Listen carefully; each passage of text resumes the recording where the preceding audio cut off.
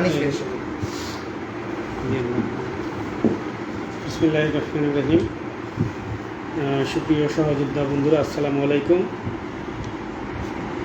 আপনারা আপনার অধিকার আদায়ে, আপনার মর্যাদার লড়াইয়ে আপনারা অত্যন্ত সোচ্চার, এবং আমরা দেখেছি ইতিমধ্যে সারা বাংলাদেশে এই মর্যাদার লড়াইয়ে আপনারা আমাদের যে কর্মসূচি, সেই কর্মসূচি সফলভাবে বাস্তবায়ন করে যাচ্ছে।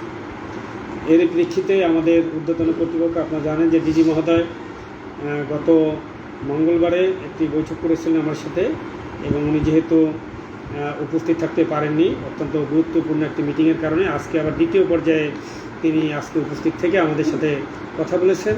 এবং আমরা যে 3 দফা দাবি দিয়েছি, প্রত্যেকটা দাবি নিয়েই তারা আন্তরিক এবং ইতিবাচকভাবে এই দাবিগুলো অগ্রহায়ণ করার জন্য তারা কাজ করে যাচ্ছে। এবং আপনারা জানেন যে এই কাজ করে যাওয়ার পরে আমাদের কর্তৃপক্ষ আমাদেরকে অনুরোধ করেছেন যে এই কর্মবিরতিটি আমরা যেন এই মুহূর্তে প্রত্যাহার করি। কিন্তু আমাদের পক্ষ থেকে যে কথা ছিল, যে ঐক্য পরিষদের পক্ষ থেকে, যে আমরা এই 3 দফা দাবির আলোর মুখ না দেখা পর্যন্ত সঠিকভাবে এটা যে বাস্তবায়ন হচ্ছে, এই আশ্বাস আমরা অনেক পেয়েছি আগে, কিন্তু আশ্বাসে আমরা বিশ্বাস করি না, বা আশ্বাসে আমরা আশ্বস্ত হইতে চাই না। আমরা চাচ্ছি যে এই আশ্বাসের প্রতিফলন দেখতে।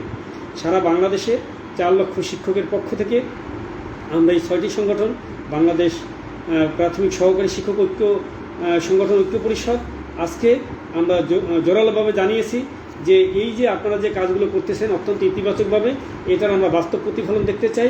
প্রতিফলন না দেখা পর্যন্ত আমাদের এই কর্মসূচি চলবে এবং কর্মবিরতি চলমান থাকবে।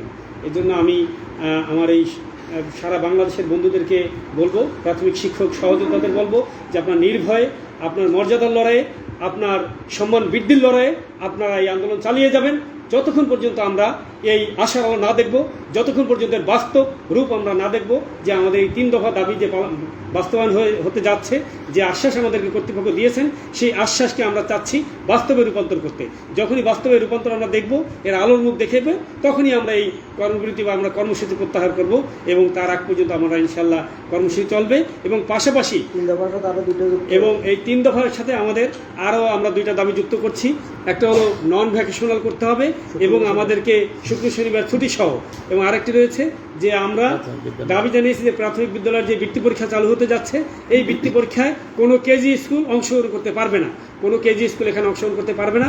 আমরা প্রাথমিক বিদ্যালয়ের এবং সরকারি বিদ্যালয়ের সমূহের শিক্ষার্থীরাই কেবলমাত্র এখানে অংশগ্রহণ করবে, কোনো বেসরকারি বিদ্যালয় কেজি স্কুল এখানে আসতে পারবে না। এই দাবি আমরা জানিয়েছি, এবং যদিও আমাদের কর্তৃপক্ষ বিষয়টি নিয়ে আলাপ আলোচনা করবেন এবং ইতিবাচক ভূমিকা রাখবেন বলে আমাদেরকে আশ্বস্ত করেছেন।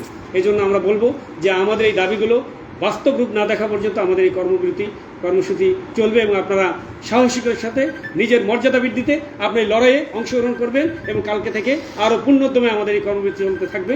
এবং যতক্ষণ পর্যন্ত আমাদের ঊর্ধ্বতন কর্তৃপক্ষ, আরও যে আমাদের যে ডিজি মহোদয় রয়েছেন, এরপরে আমাদের প্রধান উপদেষ্টা রয়েছেন, আমাদের প্রাথমিক গণশিক্ষা উপদেষ্টা মহোদয় রয়েছেন, তাদের সাথে আমাদের এই বিষয়ে যখন তারা আমাদেরকে একদম দেখাবে যে না, তোমাদের এই দেখো এই কার্যক্রম আমরা বাস্তবায়ন করতেছি, যখন আমরা এটা আশ্বস্ত না, আমরা দেখবো আলোর মুখ, তখনই আমরা এই কর্মসূচি থেকে আমরা চলে আসবো। ইনশাল্লাহ বিজয় আমাদের হবেই।